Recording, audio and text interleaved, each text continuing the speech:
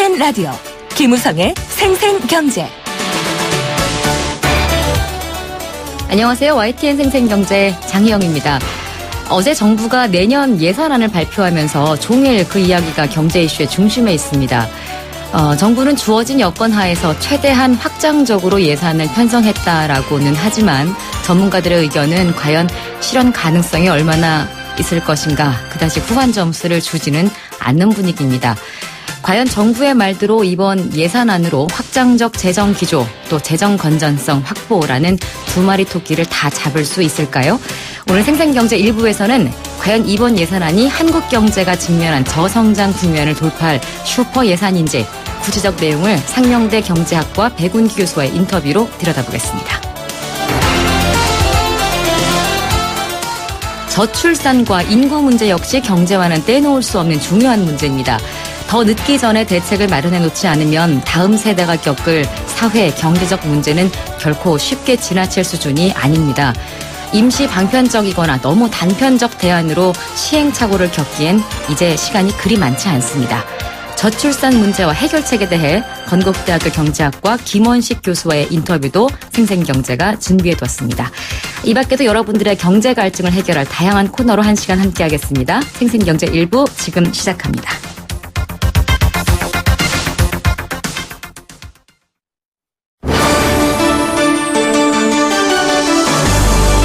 YTN 라디오 김우성의 생생경제.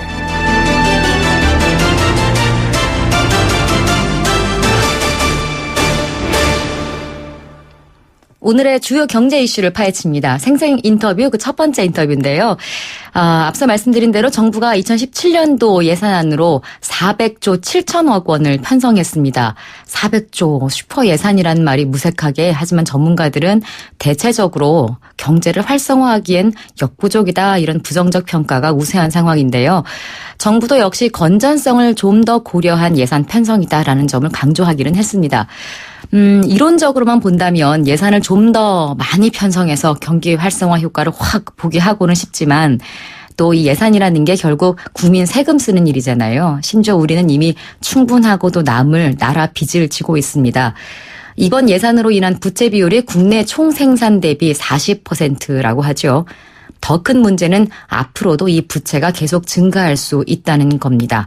예산과 국가 부채. 어떤 대책이 필요할까요? 관련해서 국회 예산처 경제분석실장을 역임하신 상명대 경제학과 백운기 교수와 말씀 나눠보겠습니다. 교수님 안녕하세요. 네, 안녕하세요. 네, 내년도 예산 편성이 나왔습니다. 네. 네, 사상 최대 규모다, 액수가 발표되면서 슈퍼 예산이라는 표현도 정말 심심치 않게 들리기는 하던데요. 슈퍼 예산답게 슈퍼 효과가 있을까요? 네, 이게 참 이번 예산은 재밌는 게, 예.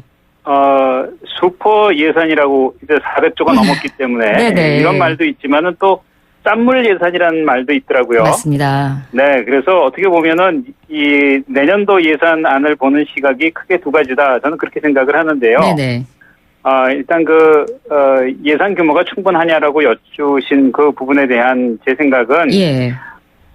일단 이제 400조를 넘길 것이라는 예상은 충분히 하고 있었거든요. 이번 이제 추경 예산안이 거의 399조입니다. 네네. 그러다 보니까 400조 넘어갈 것은 당연한 사실로 받아들이고 있었는데, 이게 이제 내년도 우리 경제가 이제 경상성장률, 소위 물가 상승에다가 실질 성장률 합한 그 전망치가 4.1%거든요. 예.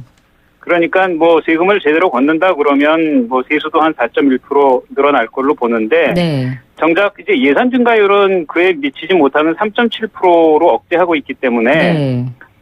그래서 예산이 너무 좀 짜게 짜여진 것 아니냐, 이런 비판이 나오고 있는 것 같습니다. 근데 건전성이라든지 여러 가지를 다 고려해 보면, 네. 그렇게 이게 상당히 작은 숫자는 아니다라고 좀 말씀드릴 수가 있겠습니다. 그러니까 너무 큰 숫자는 아니다. 슈퍼 예산이라고 네. 하지만 교수님 생각은 조금 더 썼어도 됐다 이런 건가요? 또 그러기에는 너무 또 우리 세금 많이 거쳤다고는 합니다만 또 그 문제도 쉽지는 않잖아요. 네, 그래서 세금이 많이 거치긴 했습니다만은 이제 우리가 빚이 많기 때문에 일부 또 빚도 갚았고 이제 갚을 것으로 지금 추경에서 지금 논의하고 있고 그래서 네네. 이제 빚 관리라는 문제하고 네. 정부가 어디다 어떻게 돈을 쓰느냐 이 두 가지 과제가 이제 가장 중요한 중요하겠죠. 예산안을 보는 이제 관점이라고 할 수 있습니다. 국가 부채 이야기 정말 안 할 수가 없어요. 그렇죠? 뭐 예산안 가지고 어떻게 쓰느냐는 뭐 차후 문제니까 조금 더 그래도 시간 여유가 있다라고는 합니다만 채무 문제는 이미 과거부터 계속 이어져 있는 문제이기 때문에요.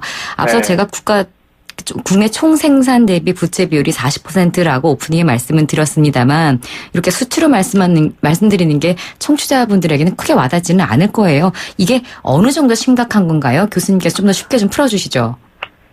네, 이게 이제 40%라는 숫자를 네. 우리가 한 2, 3년 전부터는 굉장히 중요한 의미로 받아들이기 시작했습니다. 네. 그 이유는 뭐냐 하면 이제 물론 우리가 뭐 OECD 평균치라든지 이런 이제 다른 나라들이 국가 빚이 얼마냐 하는 것을 이제 GDP에 대한 이제 비중으로서 많이 보고 있는데요. 예.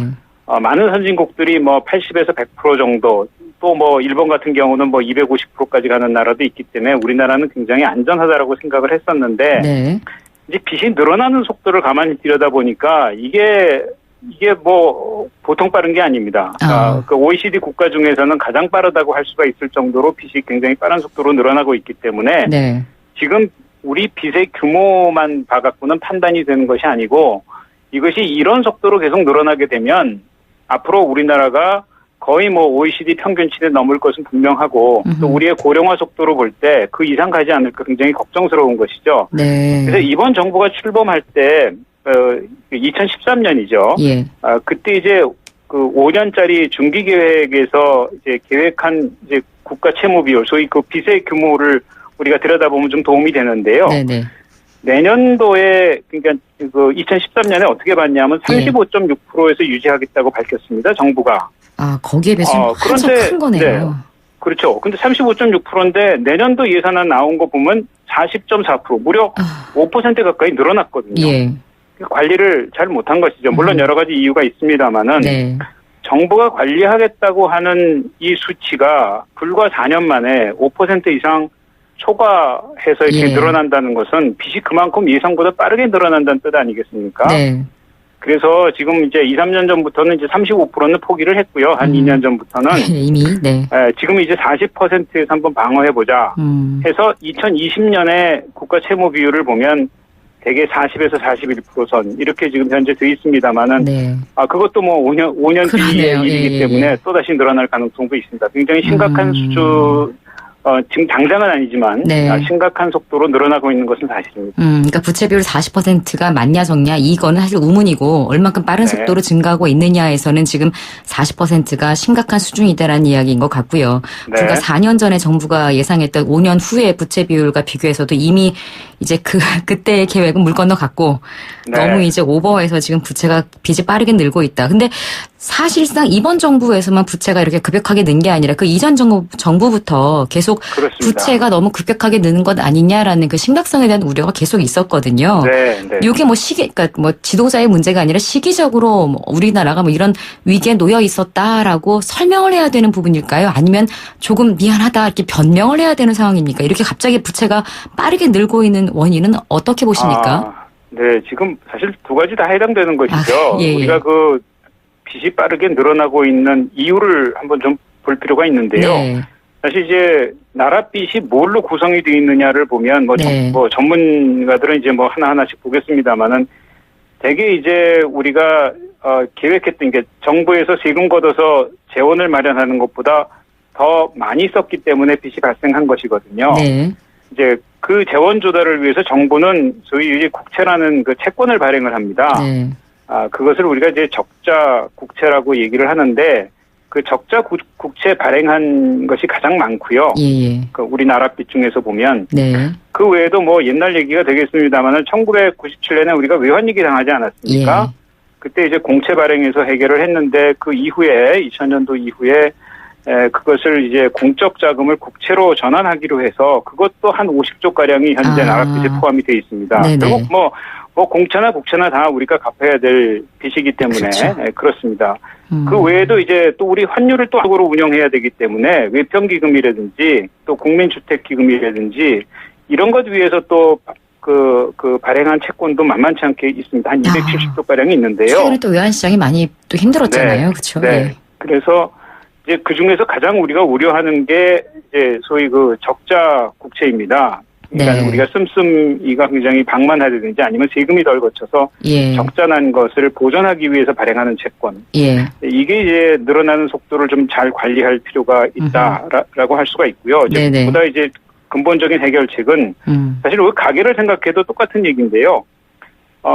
빚을 갚을 능력이 늘어나는 속도보다 빚이 늘어나는 속도가 더 빠르게 되면 문제가 당연히 되겠죠. 그렇죠. 예. 네, 그래서 이제 빚이 늘어나는 속도를 우리 경제가 성장하는 속도 이하로 낮춰야 되는 그런 과제가 우리에게는 남아 있습니다. 국민들 입장에서는 조금 억울하기도 해요. 그렇죠? 우리가 막 펑펑 써서 이렇게 빚이 늘어나는 것 같지도 않은데 점점 빚이 늘고 있는 가족당 빚이 늘고 있는 상황이 되어버리니까요. 네. 그럴 수 있는 이런 부분들은 조금 그러면은 아무래도 그 경제를 살피고 있는 분들이 좀 더 신경을 써야겠네요. 그렇죠? 엄마 아빠가 네, 말하자면. 그렇죠. 네. 빚 문제 얘기만 나오면은 솔직히 좀 속상한 것도 사실인데, 어쨌거나 우리가 풀어야 될 숙제 아니겠습니까? 우리가 개선해야 그렇습니다. 될 이제 문제들인데요. 사실 오늘도 이제 임시국회 마지막 날이라고 이제 여야가 모여서 추경 11조 원 얘기로 지금 머리를 맞대고 있는 것으로 알고 있는데, 네. 내년에는 올해보다 세금이 9조 원 이상 10조 정도 더 많이 거칠 거다라는 예상도 있더군요. 그러니까 이런 식으로 정부가 예상한 대로 착착 이루어진다면 국가 채무가 개선될 거다라는 게 정부의 이제 입장인데요. 교수님은 그 네. 부분에 대해서 어떻게 평가하십니까? 네, 지금 말씀하신 세금이 9조 원 더 많이 거칠 거라는 예상은 이제 금년 이제 지금 국회에서 심의 중인 추경 이제 예산 대비해서 9조가 더 네, 늘어나는 네, 것입니다. 네, 네. 근데 금년에 이제 세수가 잘 거쳤다고 그래서 이제 내년에 금년에 거친 것보다도 더 추가적으로 9조 더 들어올 거다 이렇게 보고 이제 예산을 편성을 한 것이거든요. 네. 근데 어떻게 보면은 금년에 세수가 잘 거친 것은 여러 가지 원인이 있습니다만은 물론 이제 민간 소비도 많이 개선이 되고 이래서 예. 부가세도 더 거치고 근데 이제 담배값 인상이 가져오는 효과도 무시할 수 없을 정도로 굉장히 크거든요. 예. 이게 금년에는 어떻게 보면은 약간 그런 예외적인 경우들이 상당히 좀 있었다고 볼 수가 있습니다. 네. 그런데 이것이 이제 앞으로도 계속될까라는 것은 좀 의문의 여지가 있는 부분이죠. 그래서 일단 세금이 잘 거치는 것은 굉장히 중요한데요. 네. 이제 국가 채무를 개선하기 위해서는 당연히 세금 잘 거쳐서 우리가 빚을 많이 지지 않고도 우리 경제가 잘 운영될 수 있는 재정 구조로 가져가는 것인데요. 네. 그러기 위해서는 경제 성장률이 우선 가장 중요한 변수라고 할 수가 그렇죠. 있습니다. 그래서 지금 정부에서는 아마 실질 성장률을 3% 정도로 보고 있는 것 같은데요. 예. 최근에 한 2, 3년을 보면은 3%간 적이 없거든요. 다 이제 2%대로 지금 되고 있어서. 항상 예상은 많이 높았죠, 근데. 네. 그래서 이게 아마 정부가 이렇게 내년도 3% 가겠다고 하는 것이 이제 낙관적인 전망이라고 비난을 받는 이유 중에 하나인데요. 정말 정부가 이 예산대로 이제 세금이 9조 이상 더 많이 이제 거칠 것으로 예상하면은 네. 정부가 정말 경제 살리기에 정말 사력을 다해야 될 겁니다. 그래서 3% 이상 만들어 놔야지 이제 안 그러면 세금이 덜 거쳐갖고 또다시 추경을 하는 네 번째 추경이 이번 정부에서 이루어질 수 있는 가능성도 배제할 수가 없습니다. 앞서서 그 예산이 얼마냐보다 어떻게 쓰느냐 이게 더 중요하다고 말씀하셨는데요. 이제 구체적인 내용들 쭉 보셨을 거 아니겠습니까? 예산 지원 편성에 대해서는 어떻게 보십니까? 그 참 어려운 문제인데요. 정답은 예. 없습니다. 네네. 예를 들어서 우리 가정을 생각할 때 우리 가정의 부모님이 주거비, 외식비, 통신비 또 저축 이런 거를 어떻게 쓰느냐에 대해서 자식들이 이게 옳다 저게 옳다라고 얘기할 수는 있겠지만 예. 그게 정답이 없는 거죠. 그쵸. 국가 예산도 똑같습니다. 그래서 이제 보통 선거 임박할 때는 어느 당이 집권을 하면은 어느 예산을 더 늘리겠다, 어느 예산을 좀 줄이겠다라는 것이 굉장히 중요한 어떤 이제 논의가 될 수 있는 부분인데요. 예. 이번 정부에서는 일단 일자리하고 경제 활력에다가 방점을 뒀습니다. 그래서 해마다 예산 나오는 거 보면 일자리 예산하고 경제 활력을 제고한다는 것이 꼭 거의 부재로 항상 붙어 있는데요. 네. 2017년 예산 역시 그렇습니다. 그런 면에서 보면 일자리 예산 같은 경우에는 이제 상당히 많이 지금 편성이 돼 있어서 10% 이상 지금 편성이 돼 있는 것 같고요. 반면에 이제 제가 우려스러운 것은 경제 예산을 너무 이제 줄여나갔고, 산업, 중소기업, 에너지 부분은 2% 감소. 특히 SOC는 무려 이제 8.2% 감소. 이게 아마 예산은 편성하기 최근에 2000년 넘어서 예산을 편성하기 시작한 이후에 이렇게 많이 줄어든 것은 처음 봤습니다. 사실 경기가 좀 하강할 때는 이런 부분을 조금 또 보강하는 게 필요하기도 한데요, 그렇죠? 네. 근데 이제 굉장히 이제 이렇게 줄여놓을 수밖에 없는 이유는 네. 이게 소위 그 재량 지출이라는 항목에 해당하는 것인데 정부가 작년에 5년짜리 중기 예산 편성할 때 마이너스 0.7%, 즉 이런 부분들을 다 줄이겠다고 약속을 해놨거든요. 예. 이러다 보니까 이거를 이제 줄이지 않을 수 없는 이런 상황인데 이걸 워낙 줄여놓다 보니까 항상 부족한 겁니다. 이러다 보니까 이제 추경이 불가피해질 수밖에 없고 이 추경을 통해서 돈을 더 써야 되면 의무 지출 같은 것들은 추경을 통해서 이제 보전이 되는 것이 아니고 네. 이런 이제 정부 재량에 의해서 이제 씀씀이가 편성되는 돈들은 추경을 통해서 많이 보완될 수 있는 부분이지 않습니까? 네네. 그래서 이게 사실 추경이라는 것은 내년도 예산을 땡겨서 쓰는 행위거든요. 그렇죠. 그러니까 빚을 더 질 수 있는 그런 사실 빌미를 제공하는 것이고 어떻게 보면 예산 운영 당국에서 볼 때는 안 좋은 관행이 되는 것임에도 불구하고 이런 경제 예산들이 너무 지나치게 축소가 돼 있어서 저는 그런 부분이 좀 걱정스럽기도 합니다. 네. 그런 부분들이 조금 더 개선될 수 있는 여지가 좀 있었으면 좋겠습니다. 오늘 시간 관계상 인터뷰 여기까지만 들을게요. 네. 상명대 경제학과 백운기 교수 함께했습니다. 고맙습니다.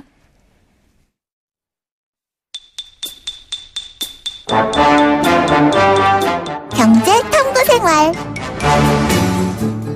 경제 탐구 생활 시간입니다. 정답 보내주시면 추첨을 통해서 알칼리수로 건강해지는 내 몸 A수 알칼리 생수 한 박스, 2016년 매주 목요일 응답하는 여행 스케치의 가로수길 콘서트 나무야 공연 티켓, 도심 속 꿈의 놀이터 일산 원마운트에서 워터파크 이용권을 드립니다. 답은 단문 50원, 장문 100원의 정보 이용료가 부과되는 샵 0945, 우물정 0945번 문자와 스마트폰 애플리케이션 예스로도 참여하실 수 있습니다. 퀴즈 드리겠습니다. 5글자 정답입니다. 내일 9월 1일부터 정부가 소득이 적어 생활이 어려운 근로자 또는 자영업자 가구에 이것을 지급합니다. 원래 이것의 지급 법정 기한은 9월 30일인데요. 이번엔 정부의 민생 종합대책의 일환으로 추석 전에 조기 지급하기로 했습니다. 일은 하지만 소득이 낮아서 생활이 어려운 근로자 가구를 위해 지급되는 장려금, 이것을 무엇이라고 할까요? 이것을 받기 위해서는 부부 합산 연간 총소득이 1,700만 원 미만이어야 하고요.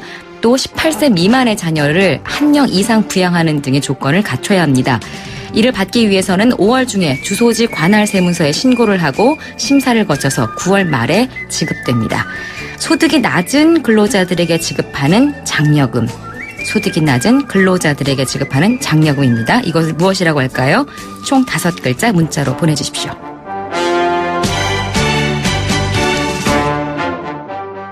생생경제 1부 포스코와 함께했습니다. 잠시 후 2부에서 다시 인사드리겠습니다. YTN 라디오 캠페인 물 없는 한라산, 물 없는 제주 바다를 상상할 수 있나요? 제주의 아름다운 자연과 풍경은 깨끗하고 건강한 물이 있기에 가능합니다. 제주를 아름답게 만들어주는 건강한 물은 우리의 몸과 마음도 아름답게 만들어줍니다. 건강한 몸과 마음을 지키는 일. 아름다운 물을 사랑하고 지키는 일에서부터 시작됩니다. YTN 라디오 아름다운 물 캠페인은 광동제약과 제주특별자치도 개발공사와 함께합니다.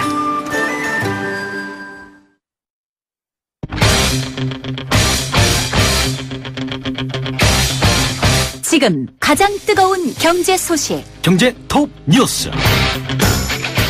생생경제 2부 경제 톱 뉴스로 문을 엽니다.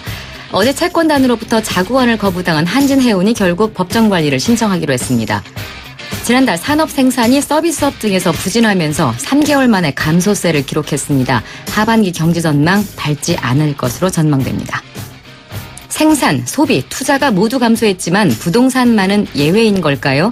부동산 비수기인 8월에도 서울과 부산의 집값 상승률은 올 들어 최고를 기록했습니다.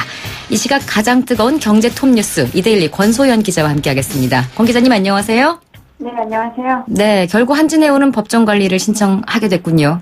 네, 한진해운이 오늘 오전 8시에 이사회를 열어서 오후에 법정관리, 그러니까 기업 회생 절차를 신청하기로 했습니다. 이사회는 2시간가량 열렸고요. 이사회 총 7명 중에서 조양호 한진해운 대표이사 회장만 빼고 모두 참석했습니다. 이상에 모두 만장일치로 법정관리 신청을 의결했는데요. 어제 금융당국과 채권단이 한진해운의 자구안만으로는 경영 정상화가 불확실하다 이렇게 판단을 해서 추가 자금 지원 요청을 거부했고 한진해운은 법정 관리가 불가피하게 됐습니다. 이사회에서도 이걸 다 인정하고 법정 관리를 결의를 했기 때문에 오늘 오후 서울중앙지법 화산부에 법정 관리를 신청하기로 했습니다. 네, 금융당국에서는 그 한진해운의 우량 자산을 결국 현대상선이 인수하는 이런 그림을 그리고 있는 거죠. 네, 사실 우리나라가 수출로 먹고 사는 나라이기 때문에 이 해운업은 무역을 뒷받침할 수 있는 기간 산업이라고 할 수 있거든요. 네. 그래서 한진해운이 법정 관리에 들어가는 것에 대한 우려가 상당하긴 합니다. 그래서 금융당국은 한진해운의 선박이나 영업 그리고 네트워크, 인력 같은 우량 자산을 현대상선이 인수해서 최대한 해운업의 경쟁력을 유지하는 방안을 적극 추진하겠다. 이렇게 오늘 발표했는데요. 한진해운은 이미 핵심 자산 대부분을 한진그룹 계열사에 넘긴 상태입니다. 평택 컨테이너 터미널 지분이나 부산 신항만 지분, 그리고 아시아 8개 항로 영업권과 베트남 터미널 지분 등을 다 매각한 상태인데요. 그래도 각종 항만과 항로 운영권, 그리고 일부 선박, 그리고 영업 네트워크 같이 유무형 자산 중에 이제 쓸만한 게 좀 남아있거든요. 네. 이걸 현대상선이 인수하면 우리나라 해운업 경쟁력이 그나마 좀 유지되지 않겠냐, 이런 판단인 겁니다. 네, 다음 소식 볼까요? 오늘 산업 생산이 나왔는데 별로 안 좋았죠? 네, 지난달 산업생산 나왔을 때 어느 정도 예상했던 거긴 한데요. 예. 신용차 개별 소비세 인하 조치가 끝나면서 그 여파가 있을 거다, 좀 이랬었습니다. 예. 조금 열어보니까 역시나 7월 전체 산업생산이 전월 대비 0.1% 감소한 것으로 나타났는데요. 지난 4월에 0.7% 감소했다가 5월에 2% 늘었고 6월에 0.6% 증가해서 이 플러스를 이어갔는데 3개월 만에 마이너스로 돌아선 겁니다. 광고 생산은 전월보다 1.4% 늘었는데 서비스업 부분 생산이 부진했습니다. 서비스업이 전월보다 0.7% 감소해서 올해 1월 이후 6개월 만에 마이너스로 돌아선 건데요. 특히 이 소비를 말하는 소매 판매가 2.6% 줄었습니다. 소매 판매 감소폭은 지난 2014년 9월 이후 1년 10개월 만에 최대인데요. 승용차 개별 소비세 인하로 이 자동차를 바꾸려던 수요가 이게 이제 끝난 거라고 볼 수 있는 거죠. 이 승용차 등 내구재 판매가 전날보다 9.9%나 감소했습니다. 그리고 또 올 여름에 엄청 더웠잖아요. 네. 이런 무더위 때문에 이제 야외 활동하는 사람이 줄어든 것도 서비스 생산이 감소한 이유로 꼽힙니다. 조금 전에 저희가 예산안 이야기하면서 경기 전망 너무 좋게 하는 거 아니냐 이런 이야기 나왔는데 하반기 경기 전망이 우울해질 수밖에 없다라는 뉴스도 준비해 오셨습니다. 이 부분은 저희가 시간 관계상 이 정도로 정리하는 걸로 하고요. 부동산 이야기 좀 해보겠습니다. 8월이 보통 부동산 비수기라고 하는데 8월에 서울과 부산 집값 상승률이 올 들어 최고를 기록했다고요? 네, 한국감정원들을 보니까 이달 네. 서울은 지난달에 비해서 집값이 0.26% 올랐고요. 부산은 0.35% 상승했습니다. 평균 매매 가격은 부산이 2억 483만 원, 그리고 서울은 4억 7,174만 원으로 조사가 됐는데요.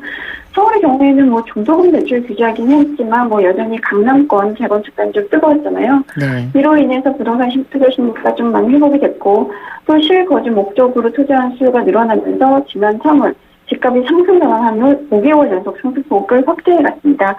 특히 재건축 재개발 단지가 많은 강남구가 0.58% 올랐고요. 강동구, 양천구, 동작구, 서초구 이런 순서로 상승세가 조금 뚫어졌습니다. 부산의 경우에는 지금 살고 싶은 곳으로 꼽히는 해운대구와 정비사업이 진행 중인 수영구를 중심으로 상승폭이 확대됐고요. 전국적으로 보면 주택매매 가격은 전월 대비로 0.07% 상승한 2억 4,702만 원으로 나타났습니다. 같은 기간에 전세 가격은 0.08% 올랐고요. 월세 가격은 0.03% 상승했습니다. 네. 오늘 권 기자가 꼽은 탑 뉴스 중에 탑 오브 탑 뉴스는 어떤 겁니까? 아무래도 이틀 연속 한진해운 법정관리 뉴스를 될 수 있을 텐데요. 예. 어제 채권단의 결정에 대해서 이제 대마불사보다는 시장 요지를 따랐다. 이런 어찌 보면 좀 긍정적인 평가들이 있다는데요. 예. 물론 해운업계나 이런 데에서는 걱정이 좀 많긴 하지만 그동안은 이제 정치 논리가 지배했던 게 경제 논리, 시장 논리가 이제 우선이 되고 있다. 이런 식으로 좀 받아들이는 분위기였습니다. 거기다 이제 오늘 현대상선의 우량자산을 합치는 방안에 대해서도 대체로 긍정적인 평가들이 나오고 있는데요. 앞으로 기업 조정, 고주 조정 이제 줄줄이 이어질 텐데, 이 애매모호하게 구조 조정하기보다는 썩은 것을 확실하게 두려는데, 그로 인한 파장이나 영향을 좀 최소화할 수 있는 다양한 대안을 좀 모색해야 될 것 같습니다. 네, 말씀하신 대로죠. 파장이 없을 수는 없고 가능한 한 최소화하는 것이 그나마 지금은 최선인 것 같습니다. 이데일리 권소영 기자와 함께 경제 탑 뉴스 함께했습니다. 고맙습니다. 네, 감사합니다.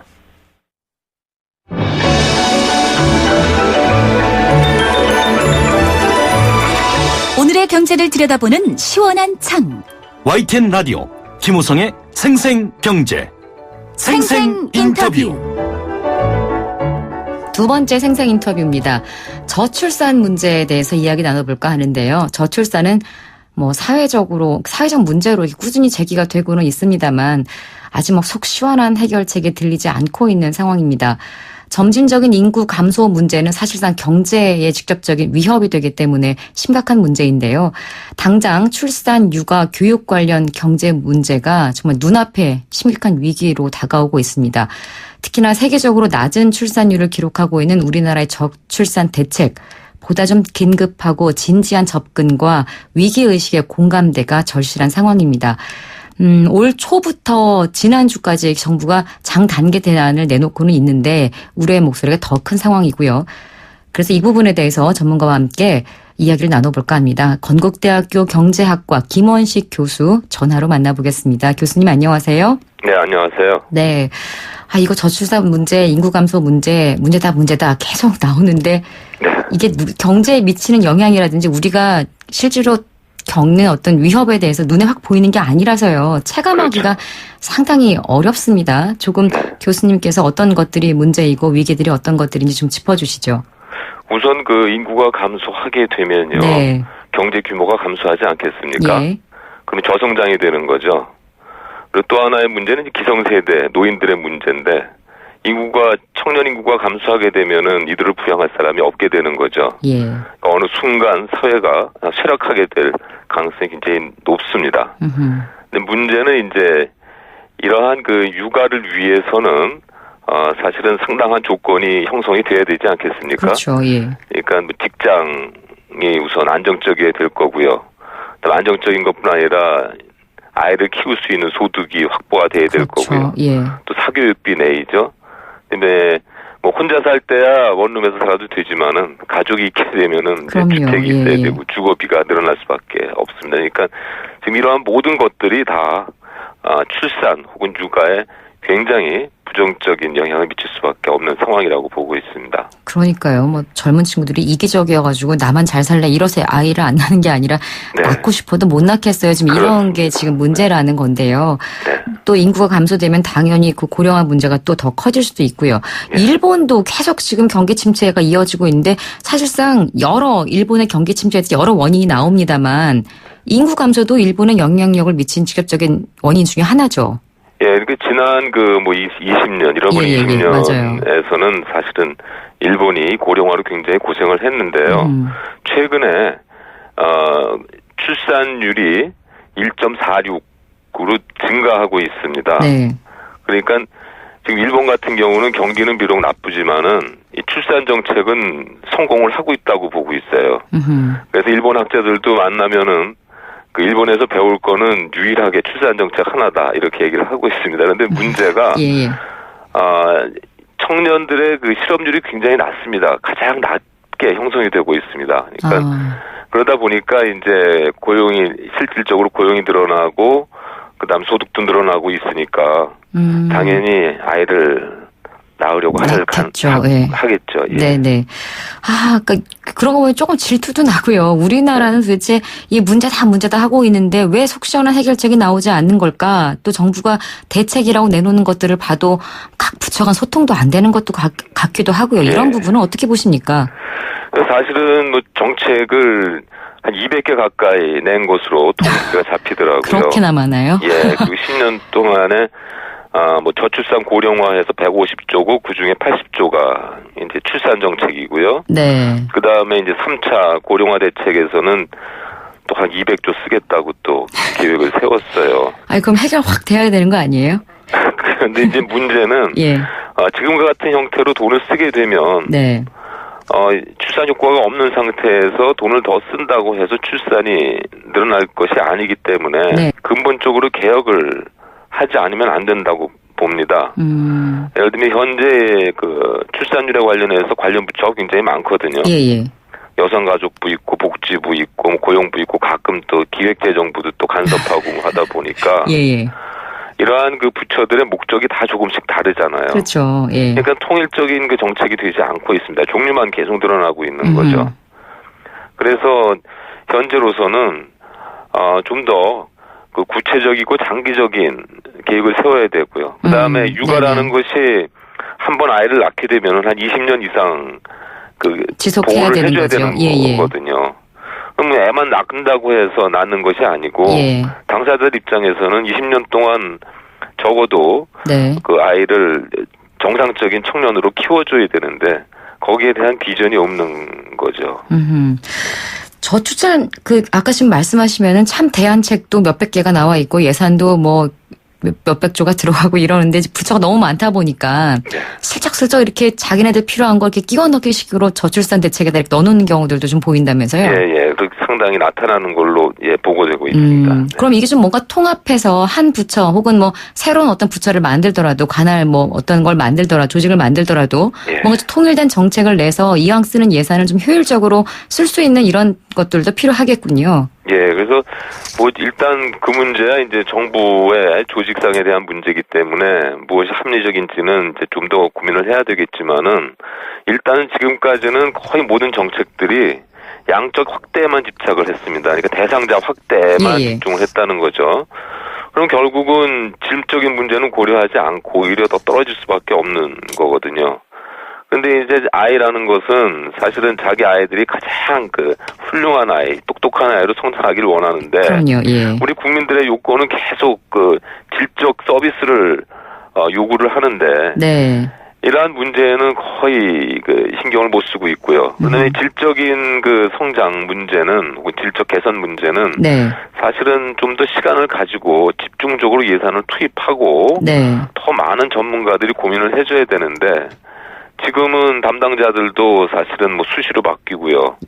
뭐 부처도 수시로 조정이 되고 뭐 이런 상태에서는 그 아이를 낳는 그 젊은 부모들 입장에서는 정책에 대한 신뢰라든지 혹은 이 사회에 왜 애를 낳아야 되는지에 대한 의문을 제기할 수밖에 없습니다. 사실 이렇게만 딱 얘기를 들으면 정부가 이 문제 해결할 의지가 있는 거야. 뭐 이렇게 약간 부정적으로까지 보일 수도 있을 것 같은데 걱정인 건 뭐냐 하면 이렇게 뭔가 체계화되지 않은 상황에서 또 3차 그 예산안이 뭐 얼마죠? 향후 5년간 총 거의 200조 원 정도 또 쓰겠다 이렇게 나왔잖아요. 이 중에 저출산 대책이 뭐 110조 원 정도 투자될 전망이다. 이렇게 나왔었는데 지금 말씀하신 것처럼 일자리 개수나 이런 것보다 질이 더 중요해지는 것 그리고 어떤 근본적인 이런 문제들을 쫙 막아가지고 그런 교수님의 어떤 대안이 있다라면 어떤 조언을 좀 해주시겠습니까? 저는 일단은 지금 예산안도 발표가 됐습니다만은 돈으로 막을 수 있는 문제는 아니라고 생각합니다. 그 질적인 문제에 좀 더 고민을 해야 되고요. 이쪽 부문에 좀 더 그 전문가들 혹은 좀 더 그 효율적으로 일을 수행할 수 있는 분들이 적극적으로 참여를 해서 좀 장기적인 처방을 좀 해야 될 거라고 생각이 들고요. 장기적인 플랜. 그리고 그런 분들이라면 구체적으로 어떤 분들을 말씀하시는 겁니까? 그러니까 교육 부문에 있어서도 그 상당히 폐쇄적이지 않습니까? 좀 더 그 확대가 돼야 될 것 같고, 그 다음에 또 공공 부문에 대한 국민들의 신뢰가 높기 때문에 공공 부문에 좀 더 우수한 분들이 참여할 수 있는 문호도 개방을 해야 될 거라고 생각이 들고요. 그 다음에 또 하나는 이제 지금 뭐 4차 산업혁명 해가지고 굉장히 산업이 많이 바뀌고 있거든요. 거기에 따라서 이러한 지금 전문의들이 고민하는 부분에 비용을 절감할 수 있는 요인들이 굉장히 많고요. 또 이러한 새로운 기술 IT 부분들 이런 것들을 계속 적극적으로 적용을 해서 좀 더 만족할 수 있는 서비스를 제공할 수 있는 시스템이 구축이 돼야 될 거라고 봅니다. 알겠습니다. 오늘 저출산 관련된 이야기 이 정도로 마무리해야 될 것 같습니다. 네, 건국대학교 경제학과 김원식 교수 함께했습니다. 고맙습니다. 감사합니다. 안전하고 행복한 경제 생활을 위한 시간. 경제수사대. 네, 안전하고 행복한 경제생활 참 중요합니다. 금융감독원 불법금융대응단 김범수 팀장과 함께 안전하고 행복한 경제생활에 도움드리겠습니다. 김범수 팀장님 안녕하십니까? 네, 안녕하십니까. 금융감독원 김범수 팀장입니다. 네, 금융감독원이 발표한 자료를 보니까요. 이번 달, 이제 오늘 8월 마지막이네요. 8월 보이스피싱 피해액이 188억 원 중에서 금융회사를 사칭하는 대출 빙자형 보이스피싱 피해액이 무려 131억 원이나 된다고요? 그렇습니다. 올해 상반기 보이스피싱 월평균 피해액은요. 네. 122억 원이었는데 그중 대출 빙자형 보이스피싱 피해액이 85억 원이었습니다. 그런데 이 8월 들어서는 전체 피해액이 188억 원, 대출 빙자형 피해액이 131억 원으로 급증 추세를 나타냈습니다. 무서워요. 저 아는 기자분은 요거 전담으로 취재하시는 분인데 당하셨대요. 그러다 보니까 또 이렇게 또 이거를 이렇게 이런 뭐랄까요 범죄를 하는 사람들을 이렇게 잡는 또 이런 노력들도 자꾸 또 진화되고 그래야 될 것 같은데요. 금융감독원에서 최근 신고가 들어온 사기범의 목소리, 일명 근원 목소리를 여러 개 준비하셨다고 들었습니다. YTN을 통해 좀 들려드리도록 하겠는데요. 신고된 사기범의 목소리 내용을 또 들어보시면 보이스피싱의 범죄 수법도 알 수가 있습니다. 좀 알아야 저희가 대응할 수가 있겠죠. 우선 첫 번째 목소리 들려드리겠습니다. 여보세요. 네. 네, 우리금융인데요. 고객님 저희 서류 없이 대출 가능하신데 필요하신 자금이 있으세요? 없어요. 계획 전혀 없으세요, 고객님? 신용대출은 아닌데요? 네네, 없어요. 네, 알겠습니다. 네, 우리금융이라고 대출을 권유하는 전화인데요. 이거 우리은행이나 그 관련된 회사가 아니에요? 이거 보이스피싱인가요? 그렇습니다. 이 방금 들려드린 목소리는요. 우리금융을 사칭한 이 사기범의 목소리인데요. 네. 우리금융은 이 금융지주회사로 실제 존재하긴 하지만 대출 등 영업행위를 하지 않습니다. 마찬가지로 이 KB금융, 신한금융, 하나금융, 농협금융 이런 모든 금융지주회사는 대출 영업을 하지 않습니다. 이 국민들 입장에서는 널리 알려져 있는 금융지주회사 명칭을 사칭하면서 대출을 권유할 경우에 쉽게 속을 수 있는데요. 다시 한번 강조드리면 우리금융, KB금융, 신한금융, 하나금융, 농협금융 등 이 금융지주회사를 사칭하면서 대출을 권유하는 전화는 100% 보이스피싱 전화입니다. 강조해 주셔서 감사합니다. 전혀 사기범이라는 단어가 안 어울리는데요. 이번 목소리도 그런지 한번 또 다른 사기범 목소리 들어보겠습니다. 네, 여보세요? 고객님 안녕하세요. 일전에 전화드린 하나금융입니다. 카드 연체만 없으시면 복잡한 서류 없이 저렴하게 대출 가능하시는데요. 필요하신 자금 있으신가요? 저 통화한 적 없는데. 통화한 적 없다고 하니까 저 근데 어떡하죠? 저 이 두 분 저 목소리 익숙해요. 저도 전화 자주 들었던 것 같아요. 근데 이거 실제 저축은행 아니라는 거죠? 그렇습니다. 이 하나금융도 역시 대출 영업을 하지 않습니다. 그래서 제가 조금 전에 이 전화하신 분이 전화 받는 분 이름을 알고 있지 않았어요? 그렇습니다. 예.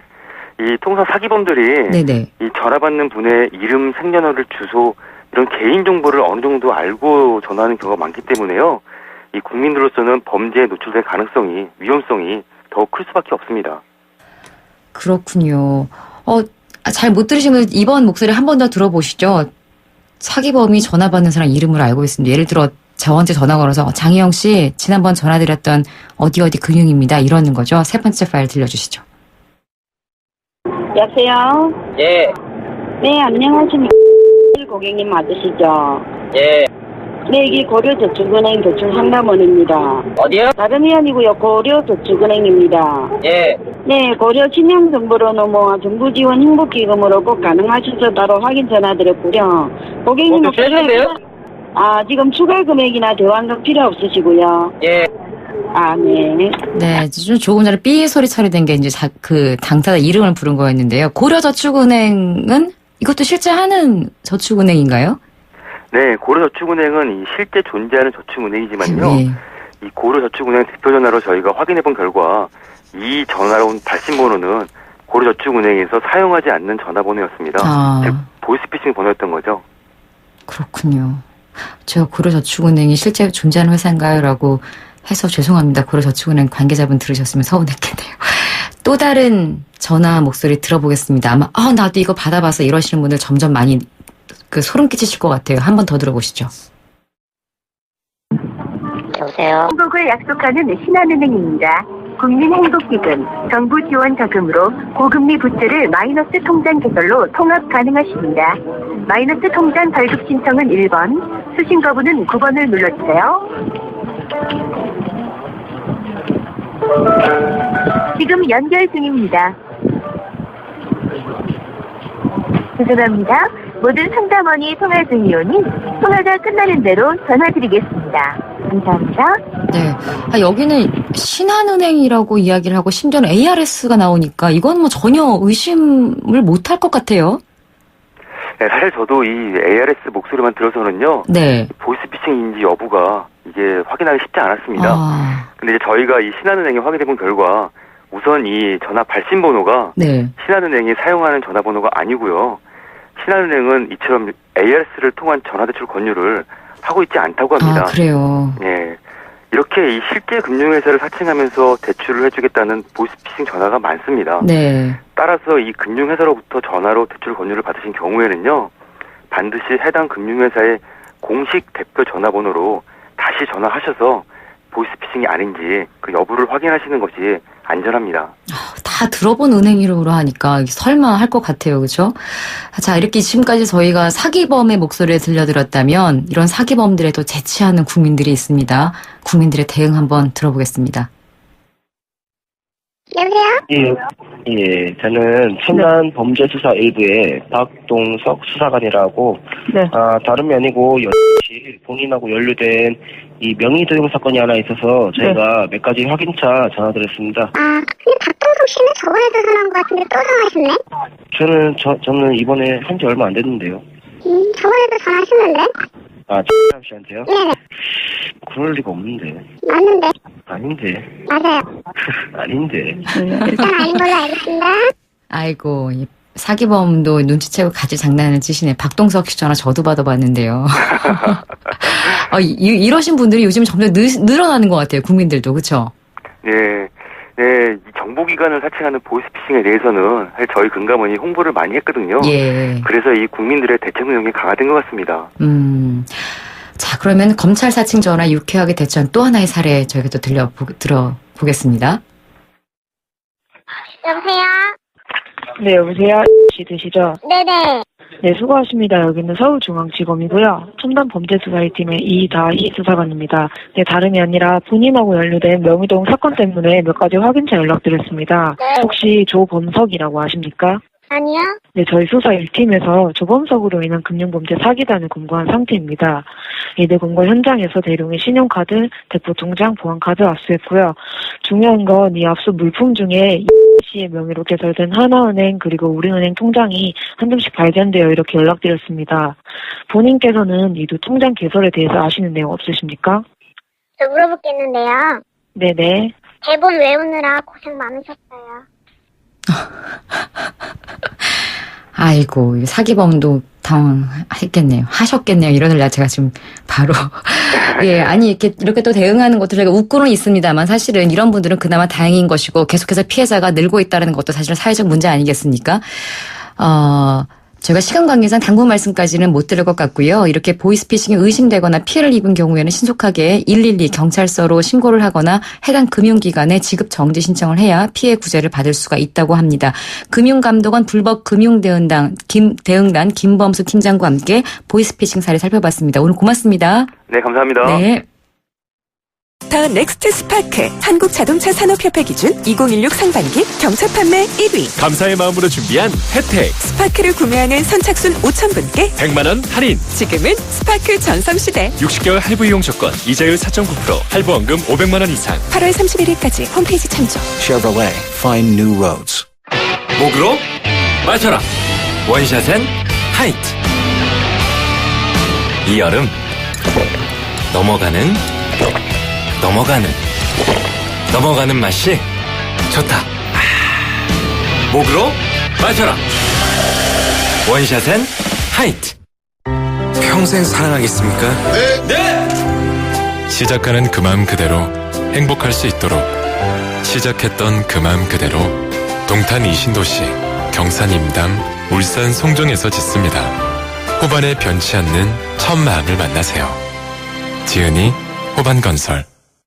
카트하면 마트보다 골프를 떠올리시는 그분께, 갤러리 하면 전시회보다 골프를 떠올리시는 그분께 골프문화 상품권을 선물하세요. 받는 분이 골퍼라면 골프문화 상품권. 골프장, 골프용품, 레저 서비스까지 지금 골프문화 상품권을 검색해보세요. 여름도 잠시 쉬어갈 수 있도록 슬로우.